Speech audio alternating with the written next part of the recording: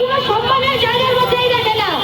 তাদেরকে যদি আমি এই ঘটনার পরে আবার ক্ষমা করি, তাহলে তারা যে পুনরায় আবার নারীদেরকে অসম্মান করবে না, দমিয়ে রাখবে না, কেউ কি কথা দিতে পারবে? পারবে না। তাই আমি সকলকে বলবো, এদেরকে কোনো ক্ষমার দৃষ্টিতে দেখবেন না। আগামী নির্বাচনে 12 তারিখ আপনারা তাদেরকে ভোটের মাধ্যমে শাস্তি দিবেন, কাউকে ক্ষমার দৃষ্টিতে আপনারা দেখবেন না। এখন আসি তাদের কর্মীদের বিভিন্ন কাহিনীর কথা। আপনারা বিভিন্ন বিশ্ববিদ্যালয় ভিত্তিক যে রাজনীতি হয়, সেগুলোর মধ্যে আপনারা দেখতে পারবেন তাদের যে কর্মীগুলো আছে তারা কিভাবে মেয়েদের অপমান করে। তারা আমাদের সম্মুখের সামনে মা বোনদের দাঁড়িয়ে করিয়ে বিভিন্ন অজস্র বৃষ্টি ভাষায় মেয়েদের যৌনাঙ্গ নিয়ে বৃষ্টি ভাষায় গালিগালাজ করে তারা বলে ছিঁড়ে ফেলবে। এই লোকগুলো কিভাবে মেয়েদেরকে সম্মান করে এই দেশের নারী মমতা বাস্তবায়ন করবে, নারীদেরকে সম্মান দিবে? আপনারা কি বলতে পারবেন? পারেন না। তাদের বিভিন্ন নেতাকর্মী বিশ্ববিদ্যালয়ের মেয়েদেরকে বিভিন্নভাবে বুলিং করে, সেটা অনলাইনের মাধ্যমে, সরাসরিভাবে এবং গুপ্তভাবে। এভাবে তারা আমাদের দেশের নারীদেরকে দমিয়ে রাখার চেষ্টা করছে। একজন নারী হয়ে থাকে একজনের মা, একজনের স্ত্রী, একজনের বোন, আরো বিভিন্ন সম্পর্কে। এই নারীদেরকে যথেষ্ট সম্মান করা প্রতিটা পুরুষের দায়িত্ব। সে একজন পুরুষই না, সে মানুষের কাতারেই পড়ে না আমি বলে মনে করি। তারপরে তো সে পুরুষ হবে। তার ঘরে তো বউ আছে, তার স্ত্রী, সেও তো কোনো একটা কর্মসংস্থানের অংশীদার, তাই না?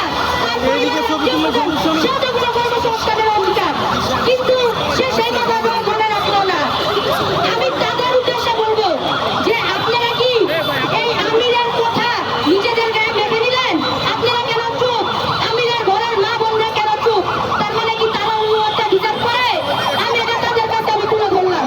এই বলে আমি আমার বক্তব্য শেষ করলাম। সকলকে ধন্যবাদ।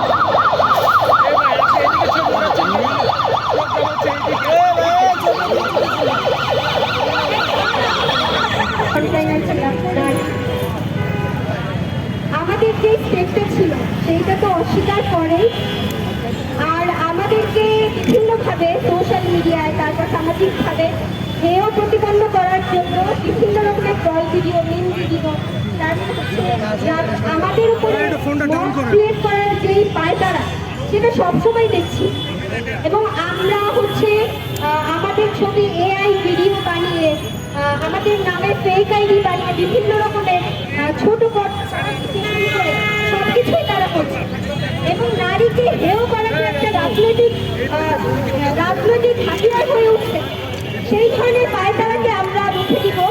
এবং এখন আমাদের সামনে সংহতি জানিয়ে বক্তব্য দিবেন গবেষক, লেখক, অধিকার কর্মী মাহতাব উদ্দিন মাহতাব।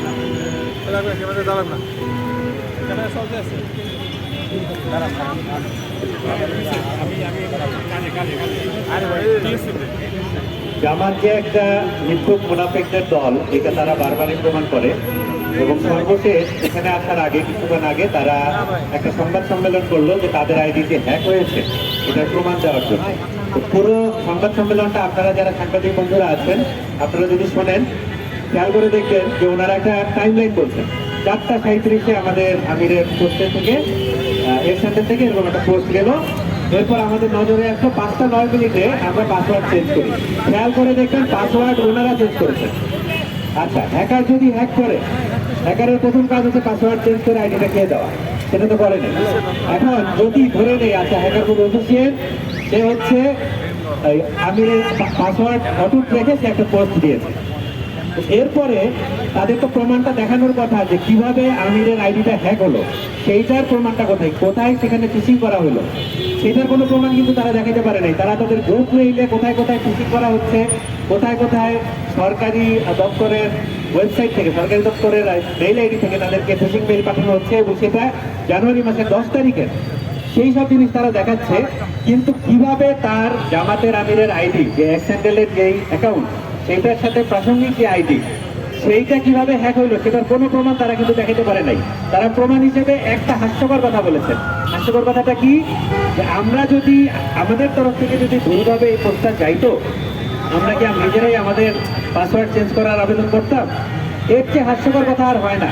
আমরা যেটা বলতে চাই, আপনাদের মধ্যে কেউ একজন যারা এই অ্যাকাউন্টটি চালান, কেউ একজন অতি উৎসাহী হয়ে অন্তত দিয়েছিলেন, এরপরে আপনাদের যখন নজরে পড়েছে যে একটা ব্লান্ডার হয়ে গেছে, এরপরে আপনারা এটা সরিয়েছেন এবং সরিয়ে পুরো জিনিসটাকে একটা হ্যাকিং নাটক সাজানোর জন্য নিজেরাই পাসওয়ার্ড চেঞ্জ করেছেন।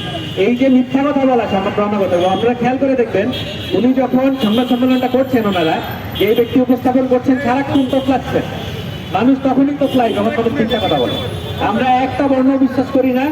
আমরা মনে করি জামাতের আমিরের এই এক স্যান্ডেলে এই যে নারী অবমাননাকর যে বক্তব্যটি আসলো, কর্মজীবী নারী মানেই বেশ্যা, এইটা তো জামাতের কর্মীদের মনের কথা।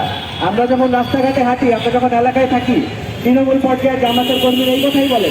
তাদের ছাত্রী সংস্থা গিয়ে গিয়ে যে তালিম দেয়, তারা মেয়েদেরকে এটাই শিখান নারীর একমাত্র ধ্যান জ্ঞান হচ্ছে পুরুষের সেবাদাসী হওয়া। তারা এটাই শিখান নারীর একমাত্র ধ্যান জ্ঞান হচ্ছে স্বামীর সেবা করা, তার কোনো এজেন্সি থাকতে পারবে না। এবং আপনারা কয়দিন আগে জামাতের আমিরের এই যে সাক্ষাৎকার দেখলেন, সাক্ষাৎকারে তিনি নিজের মুখেই বলেন, ওটা তো আর হ্যাক করে তার মুখ থেকে কেউ বলায় নাই, যে তিনি এখন বলছেন আল্লাহ নারীর নেতৃত্ব নাকি অ্যালাউ করেন নাই। তাহলে প্রশ্নটা রাখা উচিত, হাসিনার আমলে অতীতে শেখ হাসিনার সাথে তারা যান নাই, খালেদা জিয়ার সাথে যান নাই, তখন আল্লাহর পারমিশন কোথায় ছিল?